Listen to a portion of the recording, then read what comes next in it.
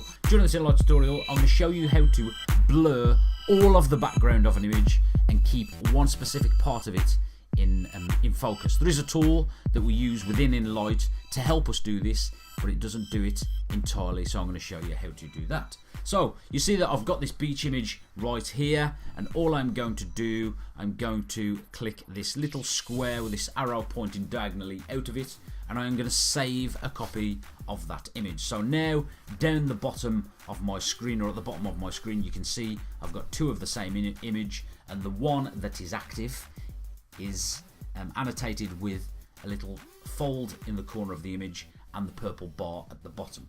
Okay, so this is the image that we're going to blur. Now I'm going to select my three bars at the top right hand side, my tools, so it opens up my tools menu or my drop down menu, and then I am indeed going to select tools.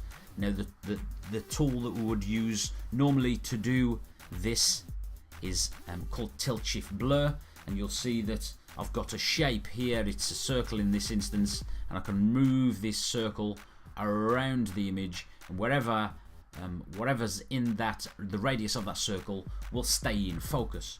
But like I said, you can't get a starfish within that circle, and there's not, if I selected shape, you would notice that there's not a star in there, so we're going to have to cut the star out, and I'll show you how we do this. So we want all of the image blurred for the time being, and all I'm doing is pinching and squeezing and making this circle as small as I can. And you'll see these arrows on the outer sides, these arrows right here. What I'm going to do is select one of them by hold my finger on it, and I'm just going to drag it down so it brings the blur, the radius of the blur, to match the circle. So we can get quite a good blur on the background just using these arrows, but I want to make it just so it is just the star, no sand at all. So then I'm going to change the intensity of my blur. I'm just going to drag the slider up or down like so, and I'm going to have it around 64 so that we can make out what's in the background, but we don't know specifically what it is. And then I'm going to click this little tick button at the top right hand side. So now we've got that image with just a small circle remaining in focus. Okay, so now what we're going to do is bring the other image in. So we're going to select Mixer, and then on our mixer, this now allows us to select another image that we want to mix with the image that we've already got selected, highlighted at the bottom by our fold. So we're going to use the one on its left. It's the same image. Now we're going to mix this image with the one in the background. All we want in focus, all we want from this image, is the starfish. So we're just going to cut it out or erase the background of the image around the starfish. So I'm going to select Tools at the bottom, and I'm going to select Erase, and then all I'm going to do is, like I am wiping away the background, I'm going to wipe away as much as I dare for the time being. So we've got this left like so. Now obviously we want to get rid of all the rest of the grey or the sand from around the starfish, so we're going to need to make it a little bit bigger.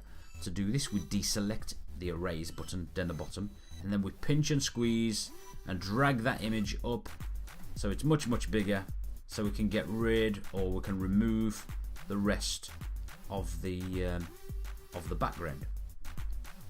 So then I select Erase again, and then I carefully just go around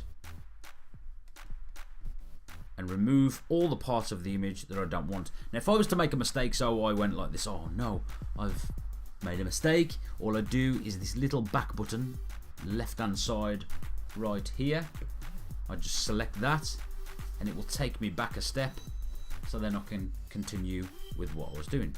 Now so I've still got Erase selected, so I can still erase. If I want to move the image around, I deselect Erase, move the image, then select Erase again. And all I'm going to do, I'm going to go around the outside of this image and remove all of the background. hopefully you don't want to sit and listen to me waffle. So I will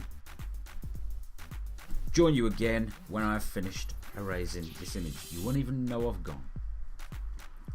Okay, so now you can see that I've removed all of the background that I want to remove from this image. Maybe not, maybe I can get rid of this bit down here. But it really did take me seconds. It wasn't long at all.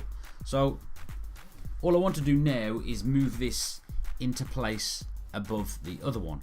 So I just drag, deselect erase and drag it around, and then make it smaller. So drag the size down or drag the size up, wherever you are, whatever you're doing and what part you are. But if you've rotated too much, when you get the size right, it will snap in place like so.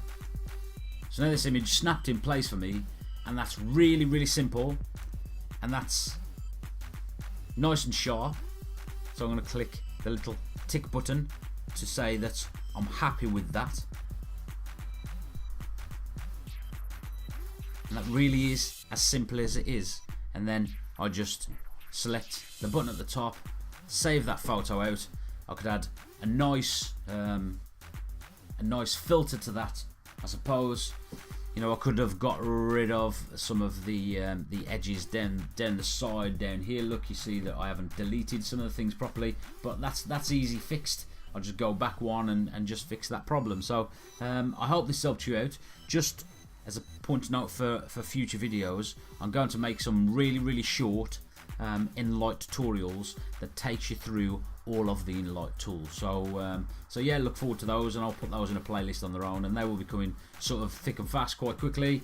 So I hope this helps you out, and yeah, have fun with this. Catch you soon.